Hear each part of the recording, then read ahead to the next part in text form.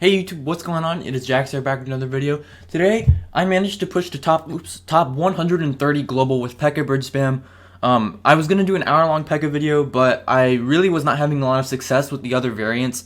Probably because I'm that much of a one-trick now, I can only play Magic Archer Goose variant. But we had a really nice push today. 4-game win streak in a row, some replays. Going to go over Royal Giant. Going to go over Minor Earthquake, which is pretty difficult with all of these spells, but it's a decent matchup. You have a mirror matchup against Zawazawa, one of the best Pekka Magic Archer players, I think top 3 in my opinion. And then Alexis here running Minor Wallbreakers Magic Archer. So really excited to share these replays with you guys. Make sure if you enjoyed these Pekka videos, just slap a like on the video, drop a subscription to the channel, drop a comment as well. If you like and comment, the YouTube algorithm favors that a lot. So if you do enjoy the content, consider doing that. It helps out a lot, and I'll catch you in the first game. Hey guys, so another quick note, Jax vs Subs 2 is going to be happening very, very soon. The day this video comes out should be February 11th, so on the 12th at 3 p.m. Eastern Time, I'm going to be opening up the clan for Jax vs Subs. Make sure to check on my community tab for the name of that clan, and yeah, it'll help you. If you check my community tab, that is where I'm going to post when it is open, so make sure you keep an eye out. To my Indian and Asian viewers out there, I'm extremely sorry I have to do this at such a bad time for you guys. I'm well aware of like the problems. This is like 3 a.m. or something for you guys over there. I'm super sorry about that. I don't have a lot of time that I can make this series though. 3 p.m. is actually the earliest I can do it right now. I'll work on getting you guys a better time slot for the third series if you guys, or third episode of the series if you guys like it. But yeah, hopefully you guys will be there, and I'll see you at 3 p.m. tomorrow.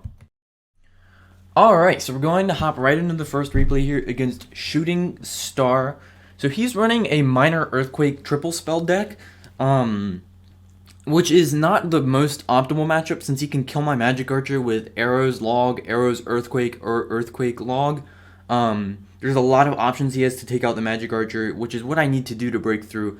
But we were able to really pressure him pretty much perfectly, and we've forced out a lot of really awkward hands from this guy. You can see his deck is a little bit heavier than the normal cycle decks. So I go with a Magic Archer in the back, and you'd say, okay, well there's a Hunter there, why don't you play the Magic Archer there so that it counters it? I did that because I'm pretty much certain that if they have like this kind of deck, they have a big spell, and you don't want to play a Magic Archer into your weak side tower, even if it's only by like 100 HP when they have a big spell, especially since I could play a Bandit and fully counter the Hunter, which is what I do, and get counter pushed out of that instead in both lanes. So I go in with the Bandit, and that placement right there allows the Bandit to fully dash through the Hunter while taking no damage. You want to play the Bandit, this is like the Mega Knight timing, you want to play the Bandit one tile from her max distance. So if I played her one tile out, she would still be able to dash immediately, but she would dash straight into the Hunter shot. But I played her one tile closer, so the Hunter shot before she was able to dash, and she goes all the way through in full HP Bandit. So as you can see, he does have the Earthquake, and so since he Earthquaked the Magic Archer, and he had Valk the Bandit, and the Valk is not going to do a lot of damage to my Pekka, I go in with the Pekka, and he does pull it back, but I'm not worried at all. That Valk is only going to get one hit, because the Pekka can hit the Minor. Actually gets 2 hits, that's my bad. But look at the Elixir lead. I have a full Pekka on the map in single, and we're even on Elixir. This is absolutely perfect. This is a dream scenario against any deck like this. So I go with a Royal Ghost in front, because he's got those Spear Goblins, and then I go with a Battle Ram, because I know he's not going to be able to... The Bomb Tower is going to die to my Ghost and Pekka. So he goes in with bad Spear Goblins. Magic Archer and the Ghost were all about to get on that. Pekka gets one shot and the Ghost is on there, but he arrows the Magic Archer. And so we end up getting about the same damage on both towers, which normally is not great, but for me it's good because I like bridge spamming in 2 lanes, so I can bridge spam in 2 lanes now, and he's got to worry about each lane equally. So at this point, I know I have a slight Elixir advantage, and it's probably going to be best for me to Pekka again, but I'm not going to do so until he makes a play, even if it means bleeding away this Elixir advantage. So here he goes in with the Minor. I play my Pekka in the back just to make sure I can catch it. If he'd thrown it back there, it would have been really good. If not, it's not the end of the world. Pekka will come back up and smack it. Plus, I get a free 3 Elixir advantage. So I know, since his Valk is 4 Elixir, it's so much more expensive than Knight. And you're like 1 Elixir. That's actually a huge difference in this kind of matchup where 1 Elixir can be the difference between a Bandit connecting or Spear Goblins getting down and tanking. So I force out a Hunter and a Valkyrie, and then we also kill his Bomb Tower here. And he still has to defend the Magic Archer. So I just go in with a Battle Ram, and then I go in with a Bandit immediately. And now look at this. He still has to counter the Magic Archer. And he has to counter the Battle Ram and the Bandit. So he goes in with a really nice Bomb Tower. Log finishes it off, but I have a huge Elixir advantage. Plus he has nothing to punish me with. You see he's no Minor. That's the only thing he can get damage with other than his spells. So we're up a huge amount of elixir again. Cycling the ghost opposite lane, you need to be going split lane in this matchup to get the win. It's really difficult to break through same lane because he's got Hunter, Spear Goblin, Valkyrie, and Bomb Tower, along with a bunch of spells. Those will just completely shred any push if you go same lane, but opposite lane they're weak. So here we're just going to keep spamming, get down a second ghost. We have a Magic Archer alive. First ghost goes invisible. There's no way he's going to be able to defend two ghosts and the Pekka, and the Pekka smacks and takes his tower. So really nice game there. So against Bomb Tower decks, even with a Fireball, Earthquake, Log, you want to be split laning a lot and trying to make them Bomb Tower early, and pecking the back is always a good idea when you have elixir advantage. So I'll catch you in the next game. Alright, so we're going into the second game here against Lemon Tea from Sweden. And so this game, in my opinion, it shows just how high skill cap the Zap can be in this deck. It shows just how many outplays you can make with the Zap. So I wasn't sure what he was running. I just go with a Bandit in the back to start off the game. He goes with a Fisherman. And so you can see he's playing Royal Giant. I didn't know what he was playing. Last time I played him, he was playing Mortar Cannon Cart. But so yeah, I go in with the Zap, and that timing of the Zap right as the Fisherman's about to hook, but you have to time it really close. But what it can do is it can fully stop the Fisherman's attack, the first swipe, and the pull. So the Bandit, especially if he plays the Fisherman higher on the arena, the Bandit can literally take one or two fish slaps and come out perfectly fine and be able to dash onto the tower when you zap at that exact time. It's really good for resetting the Fisherman as well as getting that Bandit to tower, and it works on pretty much any sort of troop. Or not any sort of troop. It works with any sort of troop, especially the Ghost. It takes one hit off the Fisherman's HP if you zap, so the Ghost interaction is better.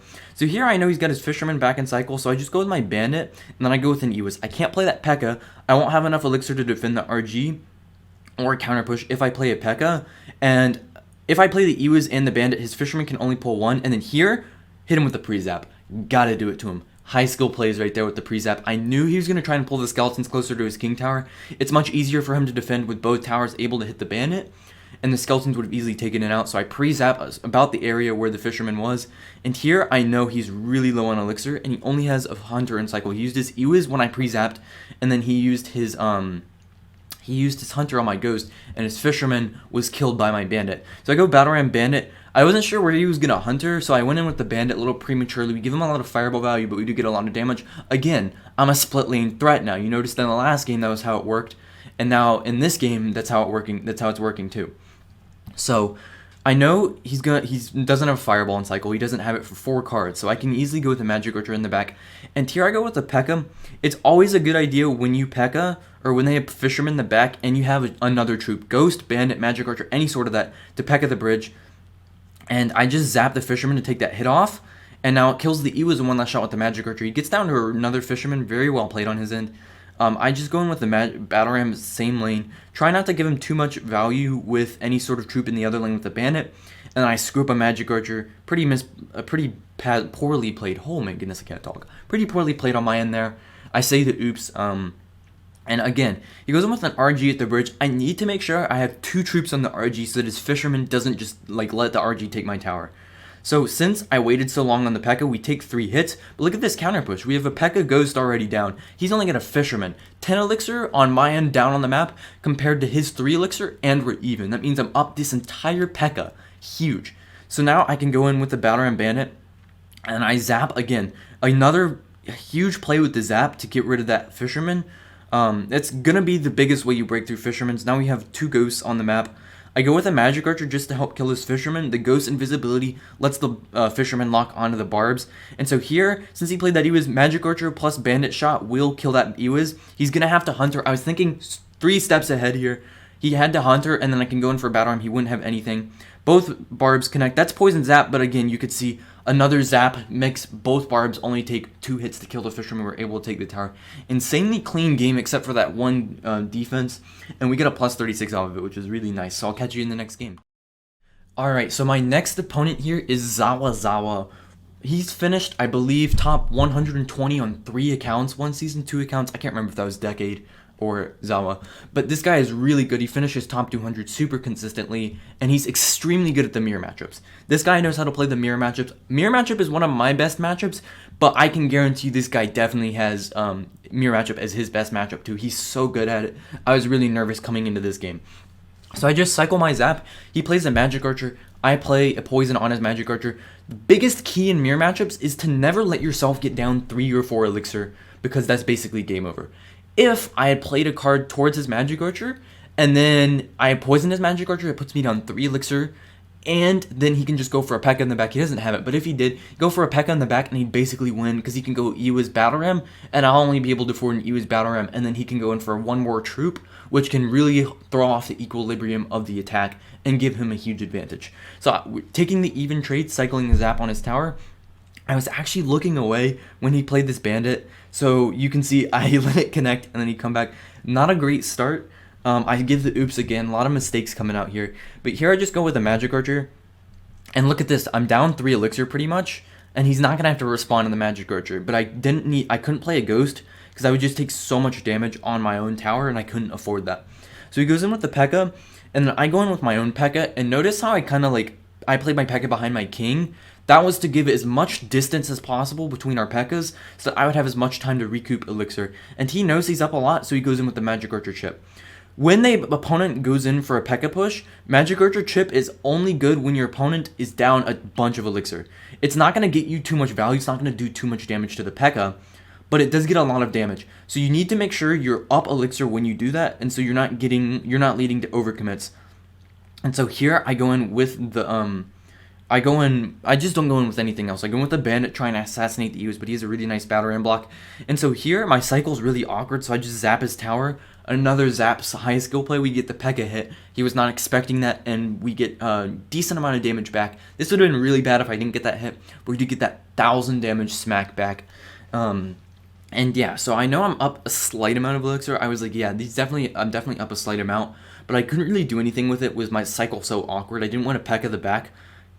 So yeah, I just go with an Iwas here, and then he goes with the Pekka. This time, since his Pekka's already going to be higher up, I didn't go behind my King Tower, and I was ready for his Magic Archer. I was like, okay, he knows he's up some, so I go in with a Battle Ram, and we perfectly block the Magic Archer, and then I go in with a Ghost, and now this is such a good bridge battle for me. I zap, his Battle Ram's not even going to connect. Look at how much damage his Pekka's taken compared to mine.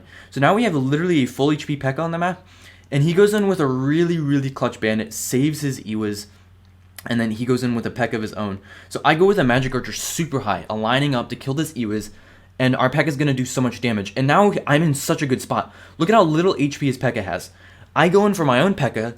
He's not going to have his Pekka back in cycle. This is going to be an optimal time to push. I just go in with the zap so that his Pekka doesn't get any damage on mine. And I think he zapped too. I couldn't remember we did it at the same time. So now I see I have my bandit next in cycle. I go Ghost in front. He predicts his poison, and now we're in such a good spot. He thought I was going to Magic Archer, but no, I just go in, opposite lane, all in. He has a really nice defense. He is really, really good at these kind of defenses here, where he pulls stuff out that he shouldn't be able to. We get the Pekka smack though, we get my bandit on tower, and I'm up elixir again. Optimal push. When you are up a lot of elixir like that, and they don't have their Pekka, it is such a good time to go in super aggressive split lane. That's about the only time you really want to, otherwise you want to win these bridge battles. But now what I'm doing, since I know I'm up, now that he's forced to mirror my play, we basically have the same thing on the map, except I'm up a few elixirs. So I just forced out his Pekkas and Iwas. Is the best answer. I zap his Ghost, or his bandit, excuse me, so my Ghost finishes it off. He now has nothing for that, and we take his tower. Another really great zap play, and these zap plays can really be the difference between a win or a loss in these mirror matchups. We are able to collect a really clean win, though, in the mirror matchup, other than that first bandit connecting. But nobody saw that, And so I'll catch you in the final game of this video against Minor Wall Breakers. Alright, so we're hopping into the final replay here against Minor Wall Breakers Magic Archer. Similar to the first deck that I shared, but a little bit different. Of course, he has a lot more. He's a Magic Archer, which is a little bit more annoying than the Hunter, in my opinion, because it just snipes everything away. We do have the poison, though. So, I made a mistake on that Magic Archer. You saw how I placed it right in the middle of those wall breakers. Luckily, I was early enough to where the Magic Archer was able to shoot twice and actually hit the wall breaker. But to fix that issue where the Magic Archer just misses its wall breaker, play your Magic Archer one tile to the left of where I played it in this sequence. That will shoot the first wall breaker, and its bolt will be far enough away that it's actually going to calculate for the wall breaker's distance and actually hit it. That sounds pretty complicated. Just play it one tile to the left, and you're going to be able to defend those split wall breakers without having to worry about your Magic Archer whiffing. So, he goes in with a Miner. I just go in with my Bandit to catch that, and he goes in with a Knight on top of this Magic Archer, which is not the greatest play for him in my opinion.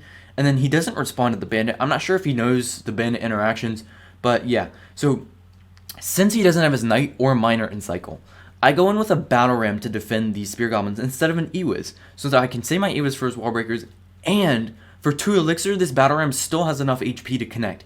Basically, what that means is it's a 2 elixir battle ram. It still has all of its functionality since it can connect. It represents that threat, and now the ghost represents a threat too. So I went with the battle ram, so now he's got a bomb tower, and since he doesn't have any ground units, he can't take out the royal ghost. So now I know I have a slight elixir advantage, and I just Pekka the back here.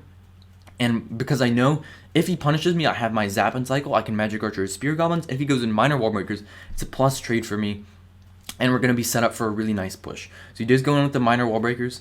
I play my Ewiz on top to kill him, and then I go with a bandit. I was trying to force out his knight, but he has a really nice knight here, killing my Ewiz and stuff with the magic archer. And then you see he's pretty low on elixir with the Pekka high HP, but a tornado at the last second will clean that up. We do kill his magic archer, but nothing's going to come out of that push. We're at a slight damage lead. Actually, I was looking at the wrong tower. We're at a slight damage lead. Pretty good spot to be in this matchup. So I'm up a bit of elixir, no Pekka and cycle to Pekka the back, and Pekking the back is a rare occasion. I just knew he didn't have a good cycle, so I just go in with my ghost in the back. And here, I can tell now that he's not making any plays, I'm up that elixir, and so I Pekka the bridge here. I Pekka the bridge because he just used his knight, he just used his spear goblins, his defense is going to be super awkward, and I was right. He's going to go in for his wall breakers to pull back the Pekka. He doesn't have anything for the battle ram. I spam a bandit, not a great bandit here. I have my zap hover for his spear goblins, but yeah, not a great bandit there. Knight's going to take it out. I just gave his knight a little bit more value. That would have been a good play if I'd banded it immediately, because we would have had the bandit on top, and we'd be able to zap that knight, get it out of there really quickly. So I go with a magic archer, and he brain farts. He was like me when I was playing Eagle on Rage yesterday. He's not functioning at 100%. So I go in with the poison. And now here's a cool tip that you can use for your own gameplay.